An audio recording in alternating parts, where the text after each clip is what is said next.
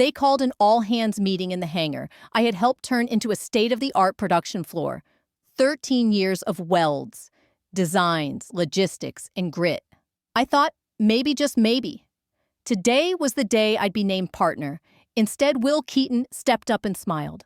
"Meet your new CEO, my son, Aiden." The applause hit like steel bars.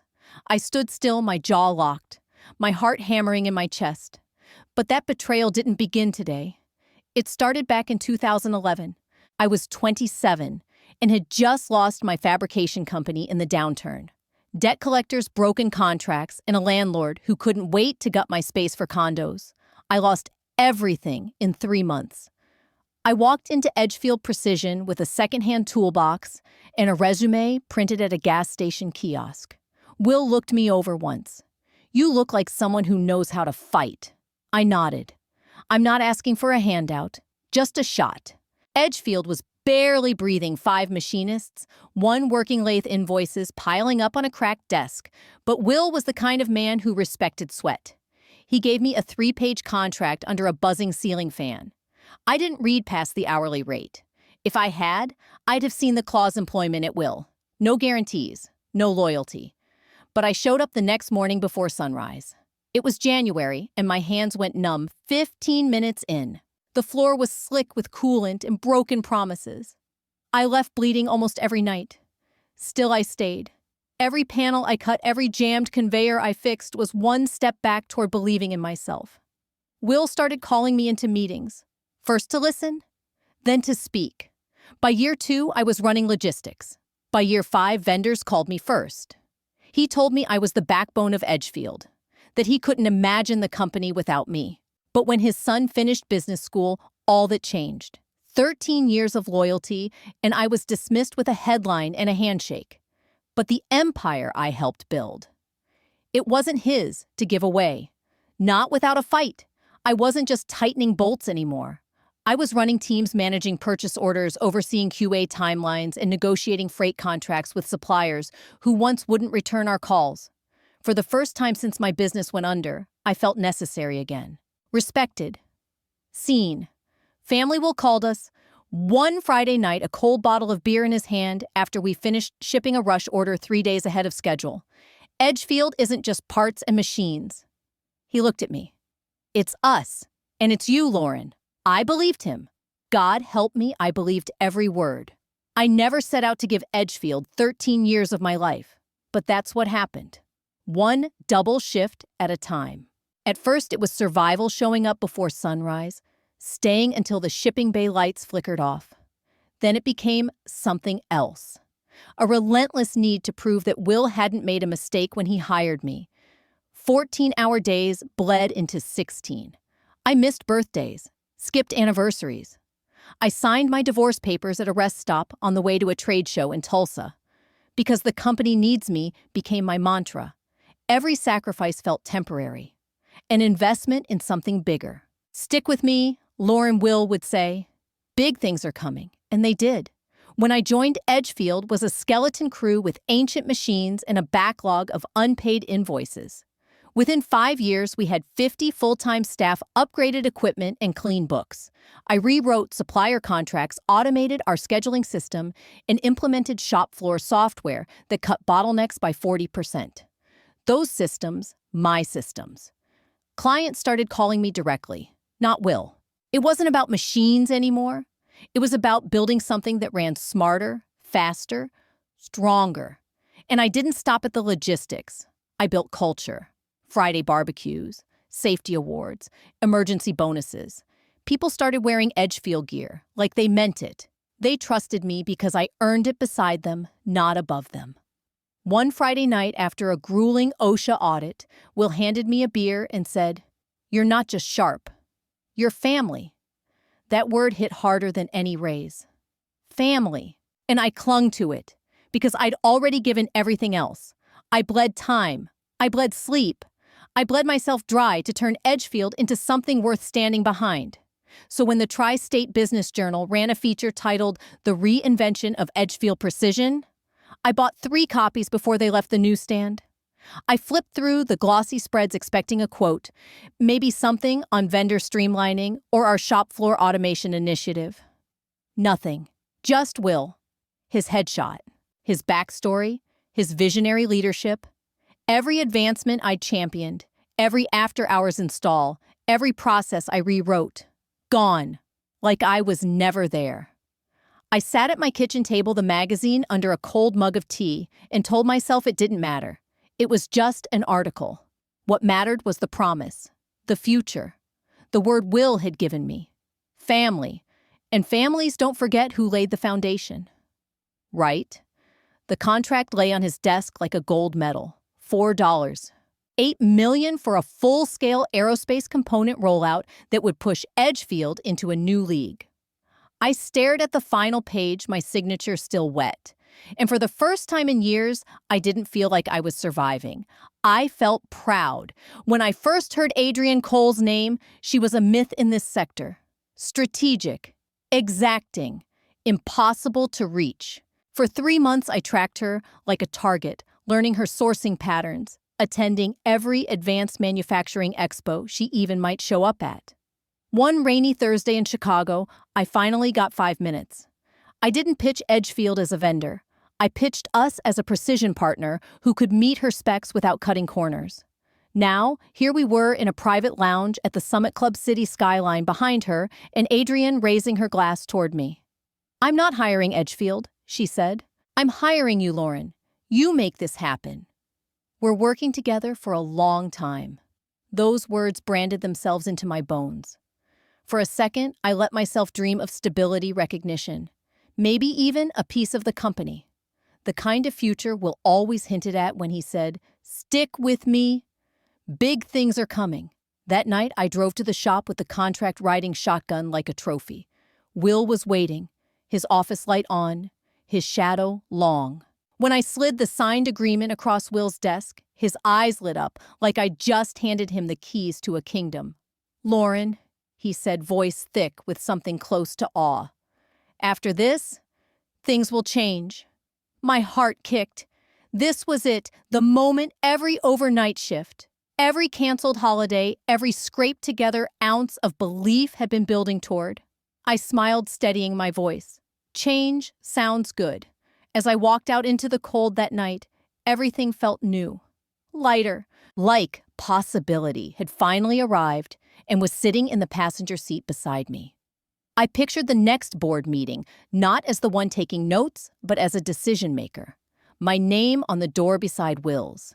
Maybe even an ownership stake in the company I'd rebuilt with my own hands. For the first time, the future didn't feel like a hope. It felt earned. The next morning, my email pinged. From Will Keaton. Subject schedule. Meeting re-partnership. The words blurred as I stared at them. Partnership. It was real. The door I'd been knocking on for 13 years was finally swinging open. If you're ready to see what happens next, and you believe in stories where the underestimated rise with quiet power, go ahead and subscribe. The next chapter starts soon, and you won't want to miss it. What I didn't know, what no one warned me about, was how fast it would slam shut, and whose hand it would break. That email still sat starred in my inbox when the shop doors opened and in walked a storm named Jackson Keaton. Will's son. I remember Will's voice loud across the floor, pride dripping off every syllable. I hadn't heard him sound like that, not even when I landed the coal contract. Everyone he beamed, clapping Jackson's back. Meet the future of Edgefield. Future. The word hit like a punch to the chest. I forced a polite smile as Jackson gave a corporate grin that didn't reach his eyes. He looked the part. Crisp shirt, flawless watch, MBA energy in every overconfident nod. The kind of man who talked strategy but had never fixed a jammed feed roller at 2 a.m. In the next leadership meeting, Jackson unloaded his ideas like a keynote speaker on caffeine. Cut lead times, promised tighter delivery windows, outsource tooling, / overtime. I pushed back. That's not how we've built trust. He smirked like I was reading from a children's book.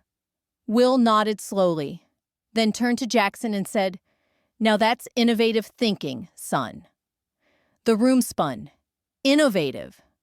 That wasn't innovation, it was ignorance wrapped in a tailored blazer. But I swallowed my objection. That starred email still sat in my inbox, whispering partnership. Change is coming. By the hour, though, unease grew like fractures under polished concrete. Jackson started shadowing me on the shop floor, his spotless loafers slipping on oil-streaked concrete while he tossed around buzzwords like confetti. "We need cross-functional synergy," he said while peering at an engineering schematic he clearly didn't understand. I kept my voice steady, but inside warning bells were blaring. After the crews left for the day, I rolled up my plans and headed for the exit. That's when I felt him behind me. He leaned in cologne, biting at my throat, voice low and smug. "You've done a fine job holding Dad's spot for me." For one heartbeat, I couldn't move. His words sliced through every late night, every call I took on holidays, every damn time Will said I was family. Holding his place, I walked into the cold with my jaw locked so tight it ached. I told myself it was just arrogance, just words. But the ground was shifting under me. The crack widened days later during a pitch I'd spent weeks building. It was a follow-on contract with a legacy client I'd managed for nearly a decade. I had everything: timelines, projections, fallback plans, data tied to actual performance metrics. They trusted me. Until Jackson walked in mid-briefing, radiating confidence and cologne, carrying nothing but a tablet and his smirk. He didn't sit, just hovered like he was about to deliver a TED Talk. "Why limit ourselves?" he said, slicing through my slide deck with a wave of his hand. "We can cut 6 weeks and save 20%. The client blinked. 6 weeks. My stomach turned. Those numbers weren't ambitious, they were dangerous. "Jackson," I said evenly. "Permits alone." He cut me off. "Lauren plays it safe. That's her thing. But this is Edgefield's bold new era. We move fast. We think big." The client shifted, hesitating, and I felt years of trust start to slip through my fingers. After the client left, I cornered Will in his office, voice low and tight with frustration. He promised something we can't deliver. That's not leadership, it's recklessness. Will didn't meet my eyes. He leaned back in his chair, fingers tapping the worn leather armrest. "Maybe you've just gotten rigid, Lauren. Clients want vision, not just caution." Rigid. The word hit like a slap. After 13 years of rebuilding Edgefield from the ground up, I was suddenly being cast as a barrier because I refused to sell lies. I walked out before my voice cracked, telling myself it was a bad moment, a misunderstanding. But later, alone in the conference room, preparing for another vendor pitch, I clicked into the shared drive to double-check specs and saw a folder I hadn't noticed before. Leadership Oxy Transition, Ik Plan, NIQ 3. I opened it. My pulse thudded in my ears. Slide after slide detailing a phased transfer of authority, messaging strategies, talking points for internal rollout. And at the bottom, Q3 Jackson Keaton assumes full operational control. My hands trembled as I closed the file. The first real cut had landed quiet, deliberate, and clean. And I knew then, this wasn't just a shift. It was an erasure. Late Friday, the email hit. Subject mandatory all-staff meeting. Monday, 8:80 a.m. from Will Keaton. No agenda, no context. Just bold font and finality. I didn't sleep much that weekend. Not because I was afraid, but because I was hopeful. Maybe it was finally time. The partnership, the seat at the table, that old email schedule, meeting partnership was still starred in my inbox like a prayer I wasn't ready to delete. I even bought a new blazer. Sharp, understated, professional. The kind of thing you wear when your name's about to be etched on the door. By 8 a.m., the main floor buzzed with quiet chatter. Machinists, analysts, admin, staff, all shoulder to shoulder. I scanned the room. So many faces I'd trained, backed, fought for. Will stepped onto the platform, his hands raised like a pastor before a sermon. "Edgefield has grown beyond anything I imagined," he said, voice thick with pride. "And growth means change. It's time for fresh leadership, fresh energy." I held my breath, waiting for the words I'd imagined 100 different ways.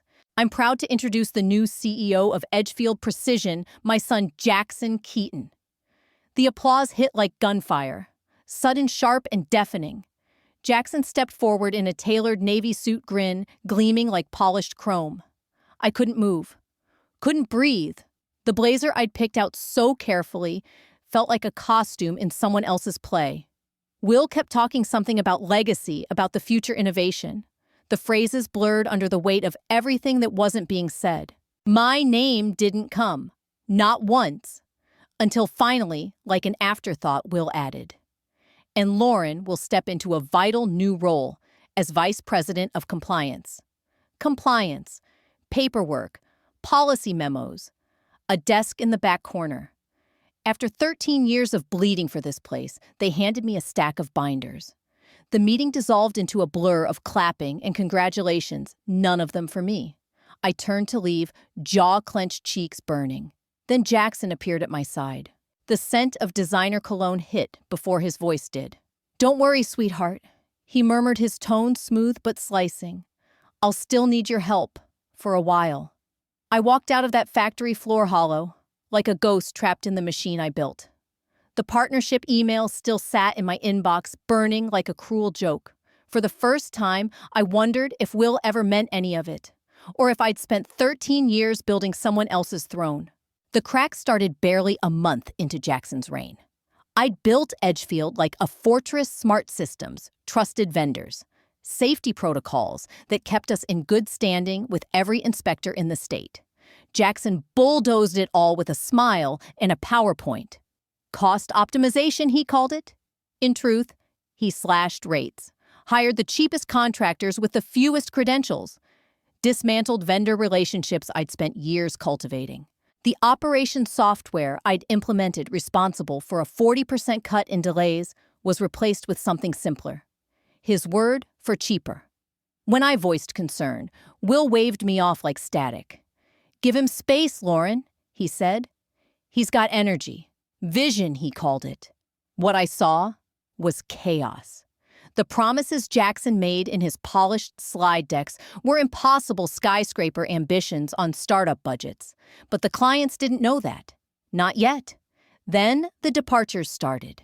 First was Marco Reyes, my most trusted floor supervisor, a man who could catch a tolerance issue with one glance and knew OSHA standards better than most inspectors.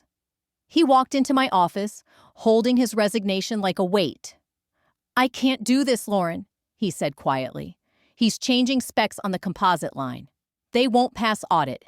I begged him to stay. "Let me talk to Will, please." Marco shook his head. "I already did. Will says Jackson knows what he's doing." 2 weeks later, Naomi left.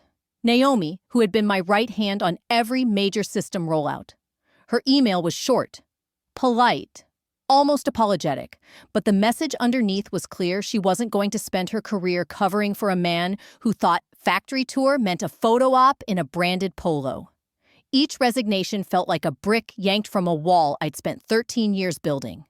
Then came the email. From Adrian Cole, subject concerns, regarding Edgefield leadership. I opened it with a stone in my stomach. Her words were surgical beneath the professionalism, missed benchmarks, unclear timelines, conflicting reports. Growing concerns about the direction of the company, concerns about Jackson. Finally, proof. Finally, something Will couldn't ignore. I printed the email, hands trembling, and walked straight into his office. "Will we need to talk?" He didn't even look up. "Not now, Lauren. Jackson and I are reviewing our growth strategy." "Then read this," I said, sliding the page toward him. "It's from Adrian. She's losing confidence." He glanced at the header, skimmed the opening line, then set it aside like an expired coupon. "I'll handle Adrian. You focus on compliance." Compliance. That word again, my cage, my leash. I walked out with one certainty hardening in my chest. Edgefield wasn't just spiraling. It was being fed into the fire, one PowerPoint promise at a time. And Will wasn't going to stop it. He'd handed over the matchbook and locked the exit behind me. And I wasn't even allowed to hold the hose. The call came just after lunch. I knew something was wrong by how the silence folded around the office tight and choking like a noose. By the time I reached Will's door, he was pacing phone to his earface, the color of sheet metal. He hung up hard enough to rattle the water glass on his desk. Adrian pulled the contract. He snapped eyes, locking on me like I'd lit the match myself. She's reevaluating the entire partnership. His tone made my stomach clench. You want to explain? That Lauren. Explain what that Jackson promised, 6 weeks off the timeline and a 20% cost cut that couldn't be done without blowing past safety regulations and state compliance, that he bulldozed through, permitting like it was a suggestion. Will's jaw flexed. Don't put this on him. You've been resistant since day one. Maybe if you'd supported him, I laughed. Bitter, sharp, supported him. I've spent months cleaning up his failures while you called it vision. His voice rose, shaking with the weight of everything he thought he was owed. After everything I've done for you, done for me. The words shot out before I could stop them. You gave me a job. I gave you 13 years. I built Edgefield while your son was still memorizing which fork goes with what wine. The door opened. Jackson strolled in like he'd been waiting for his moment. Tie perfect. Expression smug. Well, he said casually, looks like someone's having a bit of a meltdown. The rage in me boiled over. You cost us our biggest client because you couldn't keep your ego in check or your mouth shut. He leaned against the doorway like he owned the oxygen. Relax, sweetheart. It's one contract. We'll bounce back. Then came the twist delivered with a smirk, sharp enough to slice bone. You'll never get another shot at this level. Enjoy retirement. Retirement. The word hit like a hammer to the chest. 13 years. The sleepless nights. The holidays missed. The loyalty. All reduced to a punchline in his smirk. I said nothing, because if I spoke, I might set the whole place on fire. So I grabbed my bag, walked out of that office with my spine made of steel, and I didn't look back. Halfway to my car, my phone buzzed. A text from Adrian Cole. Just 6 words, call me. I have an offer. For the first time in months, I smiled. Adrian never wasted words or time. 2 days later, we sat across from each other in a quiet booth at a downtown steakhouse city, lights flickering across her wine glass. I'll make this simple, she said, sliding a folder across the table. Edgefield's circling the drain. You built that place, Lauren. Now build something that's yours. I stared at the folder like it might explode. Inside were renderings. Project scopes, a launch timeline. Crosspoint systems. My name at the top. My leadership. My rules. I'll bankroll it, Adrian continued. Office space. Equipment. Licensing. Whatever you need. In return, you lead. You run it clean. You deliver. And you start with my next 2 developments. It should have felt like oxygen after months of suffocating. Instead, it felt like the edge of a cliff. Adrian, I said slowly, I'm 39. No savings, no cushion. If this fails, she cut me off with a steady gaze. You've already proven what you can do. The question is, do you want to keep patching holes in someone else's ship or captain your own? I drove home that night with her words rattling in my head. My brain screamed risk, but my gut whispered truth. Playing safe had cost me everything, so I said yes. Within 2 weeks, I had a key to a small office with chipped walls, a flickering overhead light, and my name on the door crosspoint systems. Naomi came first, calm, focused, stepping through the door like she'd never left. Then Marco showed up, dropping his hard hat on my desk with a grin. Thought you could use someone who knows the difference between concrete and charisma, he said. That night, I stood alone in the empty space. No applause, no speeches, just possibility buzzing in the walls. And for the first time in a long time, I felt alive. Our first project wasn't glamorous. A mid-sized commercial facility out near the rail corridor. But it was ours. Every permit, every vendor, every nail driven into the foundation carried the weight of survival, of reputation, of proof. Then the whispers started. First, a hesitant conversation in a supplier's warehouse. Then a late-night text from an old colleague. Is it true? You got fired for fraud Jackson's work. No doubt. Poison disguised as gossip slipping through the industry like oil on water. One call confirmed it. He was telling anyone who'd listen that I'd cooked Edgefield's financials. Claimed I'd misused company funds. Falsified reports. My blood ran hot, but I stayed cold. You want a war? Jackson, I thought, snapping my laptop closed. Fine. But I'll fight the way you never could by delivering. If Crosspoint finished this project flawlessly, the truth would speak for itself. Failure wasn't an option. Not anymore. And when the final inspection passed and the keys were turned over, the sun rose across that glass and steel complex like a quiet crown. Crosspoint had delivered. Ahead of schedule, under budget, without cutting a single corner. When the client signed the completion certificate, I locked myself in the office bathroom, leaned against the wall, and cried silent hot tears that had nothing to do with doubt. For the first time in nearly a year, I wasn't waiting for disaster to strike. We'd earned this. 2 days later, the phone rang. Adrian's voice was calm, confident, just a touch smug. Hope you're ready to scale up, Lauren. I blinked. Contracts are in your inbox. 12 million. Full ground-up build. 12 million. I opened the email, hands trembling. The figure stared back at me, real bold and tethered to my name. For a long moment, I just sat there, letting it sink in. The sound of old walls collapsing, and a new foundation rising beneath my feet.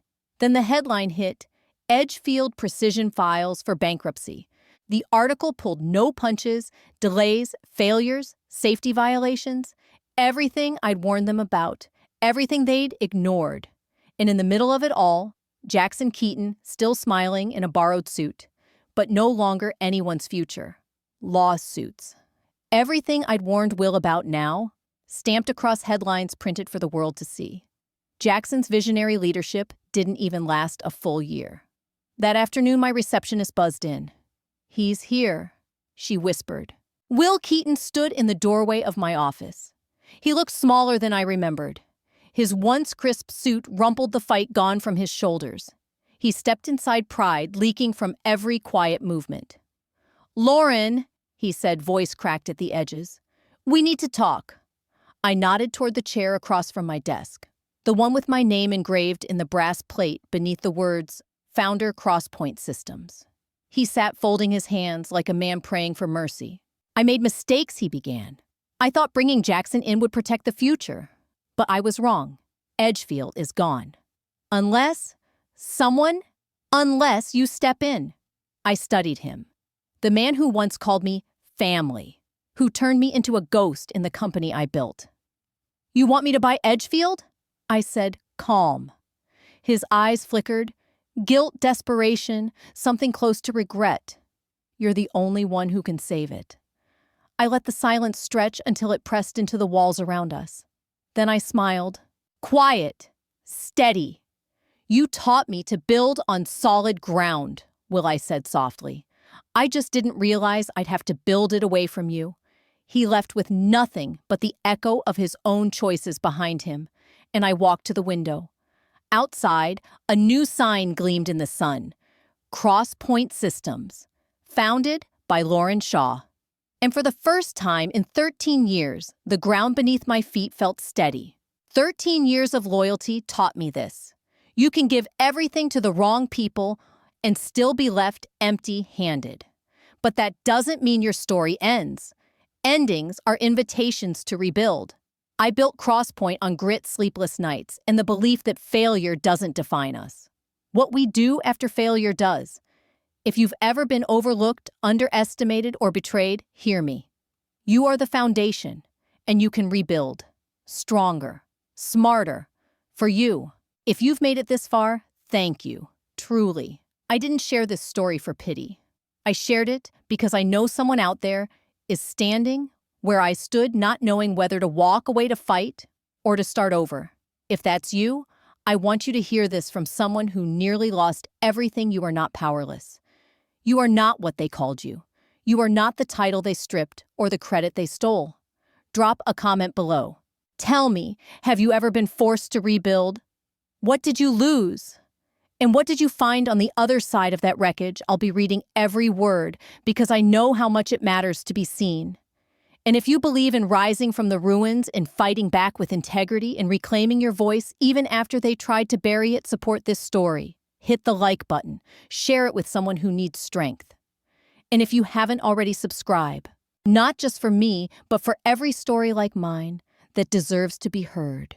You never know who might find the courage to rise because you helped amplify a voice.